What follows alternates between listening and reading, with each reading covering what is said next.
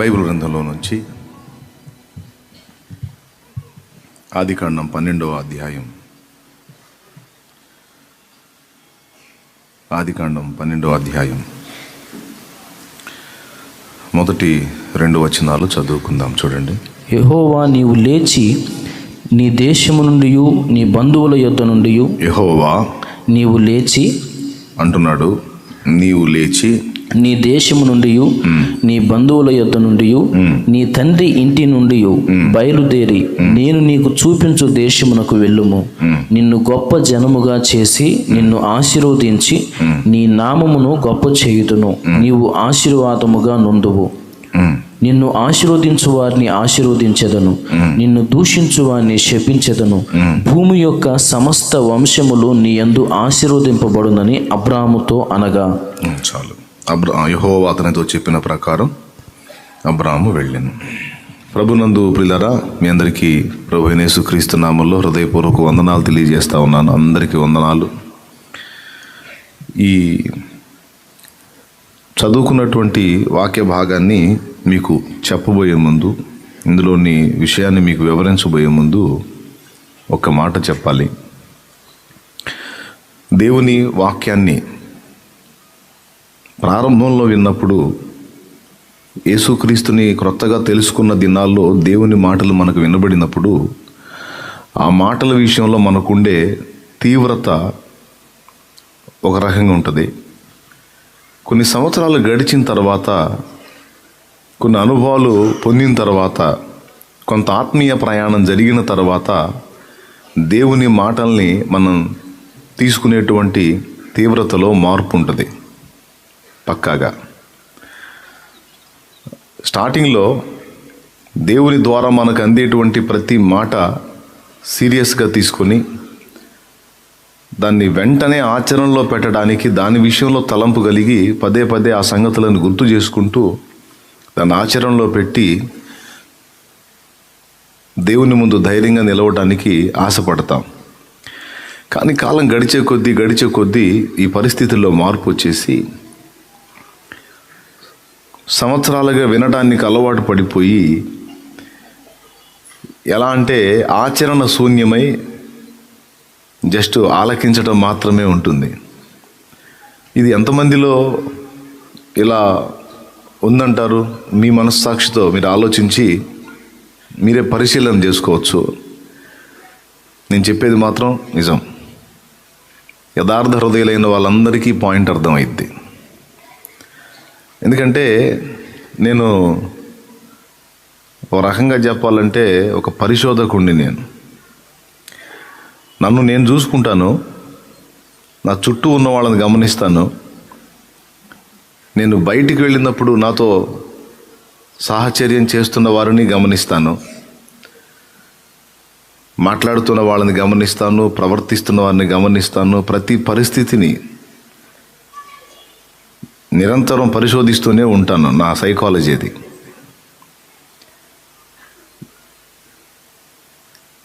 ఏది పట్టించుకోకుండా ఉండే టైపు కాదు నేను. అయితే నేను పరిశోధిస్తున్నాను, లేకపోతే నేను గమనిస్తున్నాను అన్న సంగతి వాళ్ళు కూడా అర్థం కానట్లుగా అందరినీ గమనిస్తాను. అలా నా పరిశోధనలో తేలిన విషయాలు ఎన్నో మీతో పంచుకున్నా. అందులో ఇప్పుడు నేను చెప్తున్న ఈ మాట కూడా ఒకటి.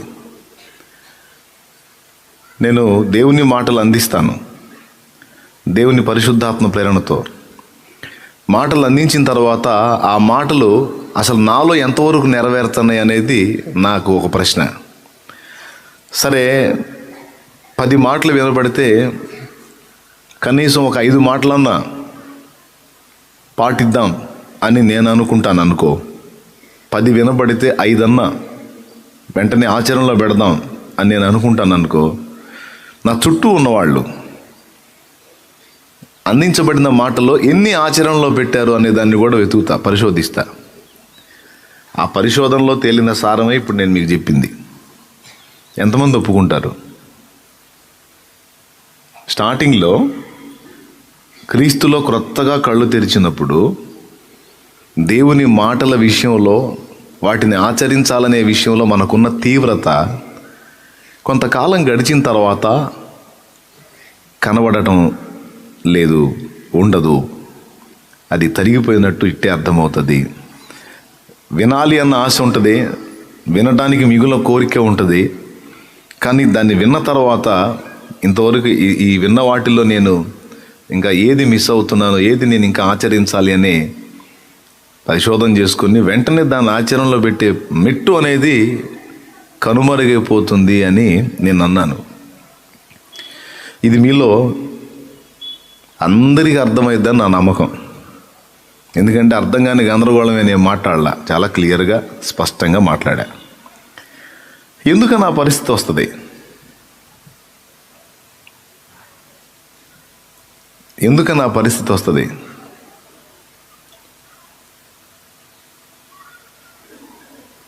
ఏమో, అది కూడా పరిశోధించుకోవాలి. ఎందుకు నా పరిస్థితి వస్తుంది? మీరే ఆలోచించి ఈసారి వారం నాకు చెప్పండి. ప్రస్తుతానికి ఒక స్తోత్రం చెప్పండి, గట్టిగా చెప్పండి. సమస్య అయితే నిజమేగా? నిజమేనన్నా అంటే చేయొద్దు, ఏం డౌట్ లేదు. రైట్, నిజమేనని ఒప్పేసుకున్నారు. అంటే ఒకప్పుడు దేవుని మాటల విషయంలో నీకున్న తీవ్రత, పాటింపు, ఆచరణ ఇప్పుడు అంతగా లేదని ఒప్పుకున్నావు. ఏం జరిగింది నీకు? ఎందుకు అట్లా అయిపోయావు?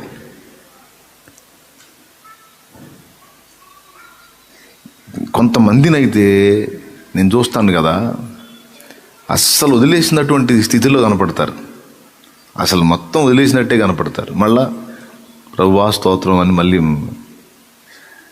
దేవునికి ప్రార్థన చేస్తున్నట్టుగా మళ్ళీ మిగిలినవన్నీ ఉంటాయి. ఆదివారం ప్రేయర్కి వెళ్ళడం, ఇంకన్నీ మిగిలిన కార్యక్రమాలన్నీ ఉంటాయి. కానీ ఆ మాటని తీవ్రంగా తీసుకొని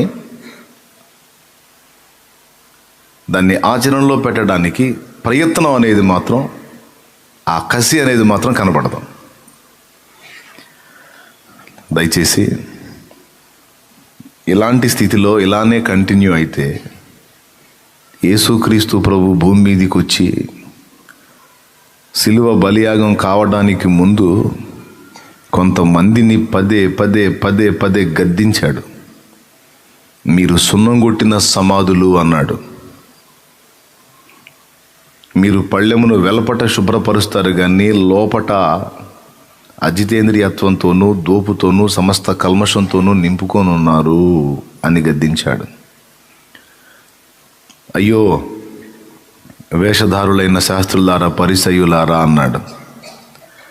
శాస్త్రులు అంటే తెలుసా మీకు? అసలు శాస్త్రులు అంటే తెలుసా? దేవుని వాక్యాన్ని ఈరోజు ముద్రణా యంత్రం ద్వారా, ప్రింటింగ్ మిషన్ ద్వారా మన చేతుల్లోకి ఒక కాపీని వందలు, వేలు, లక్షలు, కోట్ల కాపీలుగా ప్రింట్ వేసి మనకు అందుబాటులోకి తెచ్చారు నేటి దినాల్లో. అప్పటి రోజుల్లో శాస్త్రులు అనేవాళ్ళు చేసే పనేంటో తెలుసా? అప్పుడు ప్రింటింగ్ ప్రెస్సులు లేవు, అచ్చు ముద్రణ యంత్రాలు లేవు. అప్పుడు చూచి వ్రాత. ఉదాహరణకి బైబిల్ ఉందనుకోండి, గ్రంథం ఉంది. ఈ గ్రంథం మొత్తాన్ని మరొకడికి ఇవ్వాలి అంటే ఇందులో ఉన్న అక్షరాలన్నిటినీ నీట్గా మొత్తం ఎత్తి రాసేవాళ్ళు. ఇక వాళ్ళ పని అదే. దేవుని వాక్యాన్ని అనేక కాపీలుగా రాస్తూ రాస్తూ రాస్తూ రాస్తూ రాస్తూ ఉంటారు. దానికి రెండు కారణాలు. దేవుని వాక్యం ఉనికిలో ఉండాలి, రెండవది అనేక చేతుల్లోకి అది వెళ్ళాలి. అందుకని ఈ వ్రాత పని చేసేటువంటి వారిని శాస్త్రులు అంటారు. చూడండి, ఒక పుస్తకాన్ని కనీసం ఒక శాస్త్రి తన జీవిత కాలంలో దేవుని వాక్యాన్ని ఎన్ని కాపీలు రాయగలడు ఊహించండి. ఎన్ని కాపీలు రాయగలడు ఊహించండి తన జీవిత కాలంలో. అవునా? అలాంటి వాడికి దేవుని ఎంతగా మైండ్లోకి ఎక్కిద్దో చూడండి. అప్పుడోసారి బైబిల్ చదివే వ్యక్తులకే దేవుని వాక్యం అట్లా కదిలిస్తే చాలు అలా పోసేస్తూ ఉంటారు వచనాలు. అట్లాంటిది అచ్చంగా వాక్యాన్నే చూచి వ్రాసి ఎత్తి వ్రాసేటువంటి వ్యక్తులు వందల సార్లు ఆ పని చేసి ఉంటారు. దీన్ని బట్టి ఈ వాక్యం అంతా ఎక్కడ ఉంటుంది? వాళ్ళ తలలో ఉండి ఉంటుంది, వాళ్ళ చేతి వ్రాతలో. ఇప్పుడు వాక్యం శాస్త్రుల కంటే మిగిలిన వాళ్ళకి ఎవరికైనా ఎక్కువ తెలుసా? పెద్దగా చెప్పాలి. కానీ దేవుని వాక్యాన్ని చూచి వ్రాసి అనేక ప్రతుల్లోకి రాసేటువంటి ఆ శాస్త్రులను ప్రభు ఏమన్నాడు? ఉన్న జనాంగం అంతటికంటే కూడా మీరు గొప్పవారు, ఎందుకంటే నా వాక్యాన్ని మీరు అద్భుతంగా రాశారు, నా వాక్యం మీ తలకాయలో ఉందని ఆయన వారిని మెచ్చుకోలా. ఎందుకో తెలుసా?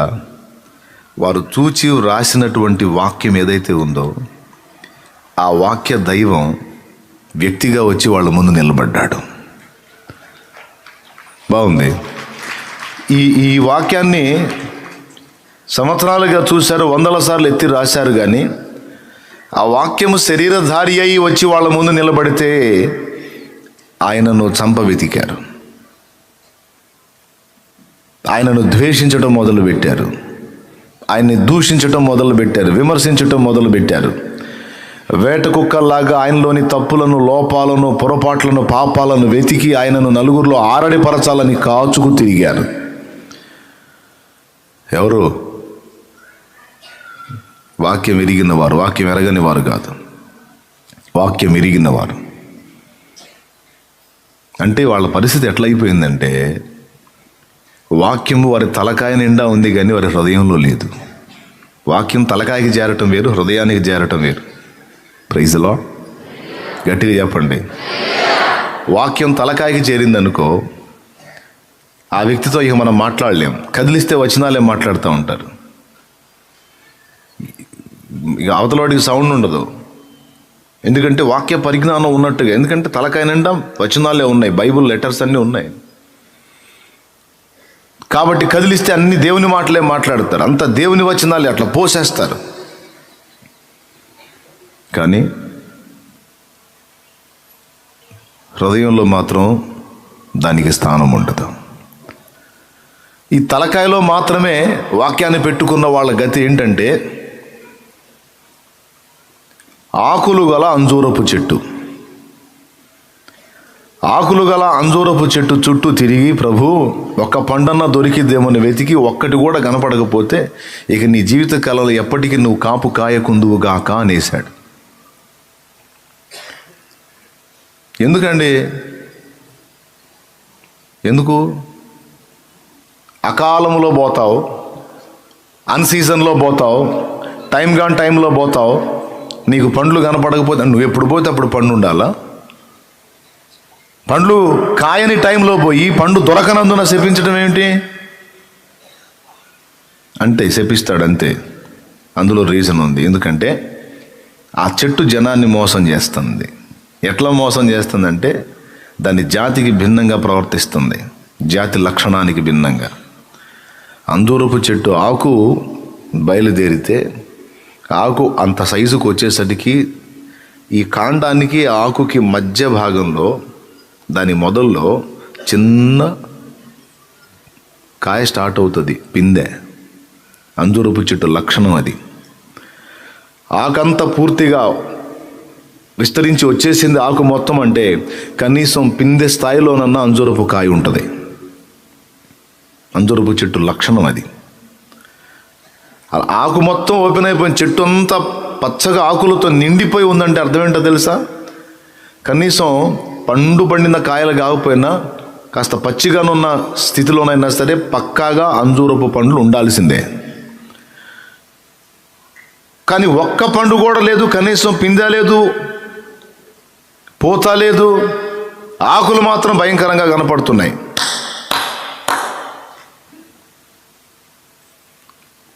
కడుపులో మండిపోయింది. ఇప్పుడు పండు లేనప్పుడు ఆకు కూడా ఉండకూడదు. స్తోత్రం చెప్పండి అందరూ కలిసి.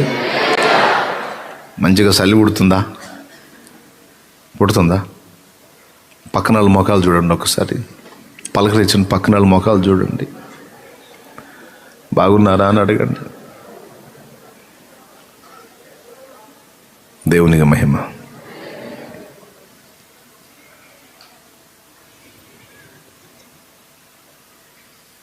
ఏం చెప్తున్నా? కాయ లేనప్పుడు ఆకు కూడా ఉండడానికి లేదు, కానీ ఆకులు ఉన్నాయి, కనీసం పూత లేదు, పిందె లేదు, పండు లేదు. ఇది మాయ చేస్తుంది, మోసగిస్తుంది. వేషధారణ జీవితానికి ఇది సాదృశ్యంగా ఉంది. పాపం ఆశపడి వెళ్ళి చూస్తే ఒక్క ఫలం లేదు. బాధేసి ఎప్పటికీ నీవు కాపు కాయకుందువు కాక అన్నాడు. ఆ చెట్టు మొదల కంటే ఎండిపోయినట్లేదు, వేళ్లతో సహా ఎండిపోయిను అని ఉంది. కాబట్టి వాక్యం అనేది తలకాయకి మాత్రమే పరిమితమైతే డేంజర్. అంటే వాక్యం తెలుసు కానీ ఆచరణ లేదు గనుక దేవుని కోపానికి గురయ్యే అవకాశం ఉంది. అసలు తెలియకపోతే అదొక సంగతి. మళ్ళీ తెలియక చేసి తిని గనుక కనికరించబడి తిని అన్నాడు. దానికి ఒక తీర్పు ఉంటుంది. మళ్ళా తలకాయ నిండా వాక్యం నింపబడి కానీ హృదయంలోకి వాక్యం వెళ్ళనీయకుండా, హృదయంలో వాక్యానికి చోటు ఇవ్వకుండా, హృదయంలో లోకపు చెత్తంతా నింపుకొని దేవుని వాక్యాన్ని తలకాయకే పరిమితం చేసి ఆచరణ శూన్యమైనటువంటి జీవితాన్ని జీవిస్తుంటే దాన్ని బట్టి దేవునికి సంతోషం లేదు. నా మాటలు వినియు వాటి చొప్పున చేయని ప్రతివాడు ఇసుక మీద తన ఇల్లు కట్టుకొనిన బుద్ధిహీనుని పోలి ఉండును. నా మాట వినియు దాని చొప్పున చేయని ప్రతివాడు, చేసేవాడా చేయనివాడా? చేయని ప్రతివాడు ఇసుక మీద తన ఇల్లు కట్టుకొనిన బుద్ధిహీనుని పోలి ఉండును. నా మాట విని దాని చొప్పున చేయు ప్రతివాడు, నా మాట విని దాని చొప్పున చేయు ప్రతివాడు బండం మీద తన ఇల్లు కట్టుకొనిన బుద్ధిమంతుని పోలి ఉండును. వాన వచ్చెను, వరదలొచ్చెను, గాలి విసిరి ఆ ఇంటి మీద కొట్టెను, దాని పునాది బండ మీద వేయబడింది గనుక ఆ ఇల్లు కదలలేదు. నా మాటలు విని వాటి చొప్పున చేయని వాడు ఎక్కడ కట్టాడని చెప్పింది మానస? ఎక్కడ కట్టబడ్డాడు? ఇసుక మీద. ఇసుక మీద ఇల్లు కట్టిన వాడు పరిస్థితి చెప్తున్నాడు. వాన వచ్చెను, వరదలొచ్చెను, గాలి విసిరి ఆ ఇంటి మీద కొట్టెను, దాని పునాది ఇసుక మీద వేయబడింది గనుక అది కూలబడిను, దాని పాటు గొప్పదని చెప్పవచ్చును అన్నాడు. సో ఇప్పుడు మ్యాటర్ అర్థమైంది అనుకుంటాను మీకు. దయచేసి ప్రతి ఒక్కళ్ళు స్వీయ విమర్శ చేసుకోండి. మన సైకాలజీ నేను చెప్పనా, మన దగ్గర పరిశోధన ఉంటుంది. అయితే ఈ పరిశోధన అంతా ఎదుటి వాళ్ళని వెతకటానికే ఉపయోగపెడతాం. అది దరిద్రం. మన దగ్గర ఉన్న పరిశోధన అంతా ఎదుటి వాళ్ళలోని రంధ్రాన్వేషణ చేయడానికే ఉపయోగపెడతాం. రేపు దేవుని న్యాయపీఠపు తీర్పులో మనం దేవుని ముందుకెళ్ళి నిలబడ్డప్పుడు వారి రంధ్రముల సంగతి ఏమిటి, వీరి రంధ్రముల సంగతి ఏమిటని ఇతరులను గూర్చి మొదట అడగడం. తమరి లోపములను గురించి, నా జీవిత విధానాన్ని గురించి దేవుడు ప్రశ్నిస్తాడు గనక నీలో ఉన్న ఆ విమర్శనాత్మకమైన శక్తి, పరిశోధనా శక్తిని ఉపయోగించి ముందు నిన్ను నీవు చూసుకో. అసలు నేను ఎలా ప్రయాణం చేస్తాను? నిన్ను నువ్వు విమర్శించుకోవటం, నిన్ను నీవు పరిశీలించుకోవటం, అసలు నేను ఎలా సాగుతుంది, నా ప్రయాణం ఎలా సాగుతుంది, నేను ఎలా ఉన్నాను, ఎక్కడి నుంచి ఎక్కడికి వచ్చాను, ఏ స్థితిలో నుంచి ఏ స్థితికి పడిపోయాను, నేను నా ఆత్మీయతలో మార్పులు వచ్చినాయి, ఎలా వచ్చినాయి, ఎందుకు వచ్చినాయి, ఏ స్థాయిలో వచ్చినాయి. ఇంక అలానే వదిలేద్దామా, రాజీ పడదామా, లేకపోతే సరిదిద్దుకుందామా, జాగ్రత్త పడదామా? నేను పెరిగానా, తరిగానా, దిగజారిపోయానా, లేకపోతే దేవునిలో బలంగా ఉన్నానా? ఎప్పటికప్పుడు మనల్ని మనం వెతుక్కోవటం అనే ప్రక్రియ దేవునికి ఇష్టమైంది, మనకి క్షేమకరమైంది. వెతుక్కొని పరిశీలించుకొని అట్లా వదిలేయటమా, లేకపోతే దీక్ష పోని సరి చేసుకొని మళ్ళీ రన్నింగ్లోకి వెళ్ళటమా?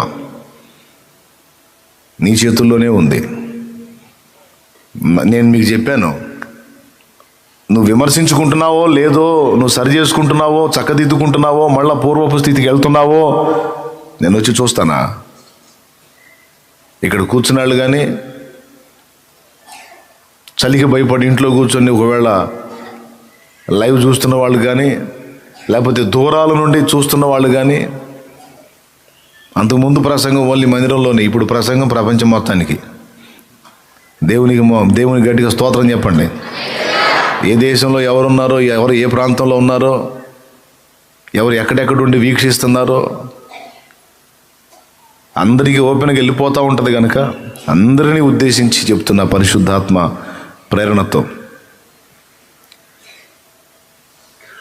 ఎవరికి వాళ్ళు ఇలా పరిశీలన చేసుకోవటం అనే మంచి అలవాటుని ఎప్పటికీ పోనీయొద్దు.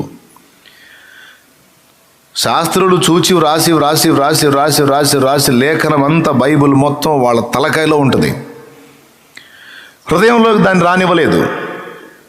దేవునికి స్తోత్రం కలుగును గాక. హల్లెలూయా.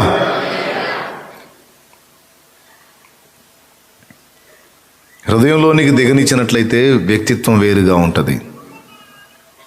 కాబట్టి మీరు తలకాయ క్రైస్తవుల్లాగా ఉన్నారా, హృదయ క్రైస్తవుల్లాగా ఉన్నారా? హృదయంలో దేవుని వాక్కుంటే ఆచరణ ఉంటుంది. ఆచరించబడినదే హృదయంలోకి చేరిన వాక్యం. చెప్పండి, మన చేత ఆచరింపబడినదే హృదయంలోకి చేరిన వాక్యం. మన చేత ఆచరణకు నోచుకొని వాక్యం అంతా తలకాయ క్రైస్తవ్యమే, తలకాయలో చేరిన వాక్యమే. అందుకని మీ అందరికీ చెప్తున్నాను, మళ్ళీ ఒక్కసారి చెప్తున్నా, దేవుడు నీతో ఎన్నిసార్లు ఎన్ని సంగతులు మాట్లాడినా ఆ మాట్లాడిన విషయాలను గైకొని వెంటనే ఉపక్రమించాలి దిద్దుబాటు కొరకు. ఒకవేళ నువ్వు మంచిగా ప్రయాణం చేస్తున్నావు అనుకో, దేవుడు నీకు లోపాలుంటే దిద్దుబాటు చెప్తాడు. లోపాలు లేకుండా నువ్వు మంచిగా ప్రయాణం చేస్తుంటే నిన్ను ప్రోత్సహిస్తాడు. ఆ మాటల్ని బట్టి ధైర్యంగా ముందుకు వెళ్ళిపో. దేవునికి స్తోత్రం. హల్లెలూయా. నీ కష్టమును నీ సహనమును నేను ఎరుగుదును, నీకున్న శక్తి కొంచెమే అయినను నీవు నా మాటలను గైకొన్నావు అంటాడు. ప్రకటన గ్రంథం ఒక్కసారి చూడండి. స్ముర్నలో ఉన్న సంఘానికి, ఫిలదెల్ఫియాలో ఉన్న సంఘానికి, 2 సంఘాలకు కూడా ఈ మాట దేవుడు చెప్పి ప్రశంసించాడు. చూడండి, ప్రకటన గ్రంథము 2వ అధ్యాయము 8వ వచనం నుంచి 9వ వచనం నుంచి చూడు. నీ శ్రమను దరిద్రతను నేను ఎరుగుదును, అయినను నీవు ధనవంతుడివే. తాము యూదులమని చెప్పుకొనుచు యూదులు కాక సాతాను సమాజపు వారి వలన నీకు కలుగు దూషణ నేను ఎరుగుదును. నీవు పొందబోవు శ్రమలకు భయపడకుము. ఇదిగో మీరు శోధింపబడినట్లు అపవాది మీలో కొందరిని చెరలో వేయింపబోచున్నాడు. 10 దినములు శ్రమ కలుగును. మరణము వరకు నమ్మకముగా ఉండుము. నేను నీకు జీవ కిరీటం ఇచ్చెదను. సంఘములతో ఆత్మ చెప్పుచున్న మాట చెవిగలవాడు వినుగాక. దేవునికి స్తోత్రం కలుగును గాక. గట్టిగా చెప్పాలి, ఇంకొకసారి చెప్పాలి, సంతోషంగా చెప్పాలి. అది ఇక్కడ ఏమన్నాడు? నీ శ్రమను దరిద్రతను నేను ఎరుగుదును, అయినను నీవు ధనవంతుడవి. తాము యూదులమని చెప్పుకొనుచు యూదులు కాక సాతాను సమాజపు వారి వలన నీకు కలుగు దూషణ నేను ఎరుగుదును. నీవు పొందబోవు శ్రమలకు భయపడకుము. తాము యూదులు కాక యూదులమని చెప్పుకొనుచున్న సాతాను సమాజం అన్నాడు. ఎవరినన్నాడు తెలుసా ఈ మాట? శ్రమలోను దరిద్రతలోను ఉన్నా నీవు ధనవంతుడివే అన్నాడు. ఎవరిని గురించి అన్నాడు ఈ మాట తెలుసా? నీవు శ్రమలోను దరిద్రతలోను ఉన్నావు, అయినా నీవు ధనవంతుడివే అన్నాడు. ఎందుకన్నాడో తెలుసా? నీలో నా వాక్యం ఉన్నది గనుక. వాక్యం ఎవని హృదయంలో నిలుస్తుందో, వాక్యం ఎవని జీవితంలో ఆచరణకు నోచుకుంటుందో వాడు ఆర్థికంగా పేదవాడైనా స్పిరిచువల్గా వాడు ధనవంతుడై ఉంటాడు. ఆత్మీయంగా ఒకడు ధనవంతుడై ఉంటే ఇక భౌతికమైన దరిద్రత శ్రమ లెక్క చేయాల్సిన అవసరం లేదు. ఎందుకంటే భౌతికంగా ఉన్న శ్రమ దరిద్రత కూడా ఆత్మీయుడైన వానికి ఆశీర్వాదమే తప్ప శాపం ఎంత మాత్రం కాదు. తెలివైనోడికి సంగతి అర్థమవుతుంది. దేవునికి మహిమ. ఆర్థికంగా నువ్వు పేద స్థితిలో ఉన్నా నా వాక్యం నీ హృదయంలో నిలుపుకున్నావు కనుక నీవు ధనవంతుడాలివే అన్నాడు. తర్వాత చూడు ఇదే మాట. మరి వీళ్ళు చూడు, తాము యూదులు కాక తాము యూదులమని చెప్పుకొనుచున్న సాతాను సమాజపు వారుడు. వీళ్ళు ఏం చేశారంట? వాక్యాన్ని గైకొని వాక్యానుసారంగా నడుస్తూ వాక్య క్రమంలో పెరుగుతూ వాక్య క్రమంలో ముందుకెళ్తున్నటువంటి ఈ దీనుడైనటువంటి వ్యక్తిని దూషించారట, విమర్శించారట, ద్వేషించారట. లక్ష్య పెట్టొద్దు, వాళ్ళని తెచ్చి నీ పాదాల దగ్గర పడేస్తాను అన్నాడు. దేవునికి మహిమ. హల్లెలూయా. ఏమండి, నీ కాలు మొక్కేటట్టు చేస్తా. చూడండి, ఆ మాట కూడా చూడండి. ఇటుపక్క ఫిలదెల్ఫియాలో ఉన్న సంఘపు దూతకి ఇలాగూ రాయము. 3:7 లేకపోతే 8 చదువు చాలు. నీ క్రియలను నేను ఎరుగుదును, నీకున్న శక్తి కొంచెమై ఉండినను నీవు నా వాక్యమును గైకొని నా నామము ఎరుగనలేదు. అదిగో, నీవు నా వాక్యము గైకొని తలకాయలో తీసుకున్నావు అనలా. గైకొనుట, వాక్యము గైకొనుట అంటే ఏంటో తెలుసా? వినబడిన దేవుని మాటల్ని ఆచరించడానికి పూనుకొనుట. వినబడిన దేవుని మాటలను ఆచరించడానికి ఎవరైతే నడుం కట్టారో, ఎవరైతే పూనుకున్నారో వారు వాక్యమును గైకొన్నట్టు. వాక్యం విన్నంత మాత్రాన గైకొన్నట్టు కాదు, దాన్ని ఆచరణలో పెట్టినప్పుడు స్వీకరించినట్టు. లేకపోతే నువ్వు రోజులు నెలలు సంవత్సరాలు విన్నా బుస్సే. దేవునికి మహిమ. నీవు నా వాక్యమును గైకొని నా నామము ఎరుగనలేదు. ఇదిగో తలుపుని ఎదుట తీసి ఉంచి ఉన్నాను, దానిని ఎవడును వేయనేరడు. దేవునికి మహిమ కలుగును గాక. తలుపు ఎవరికి తీస్తానన్నాడు?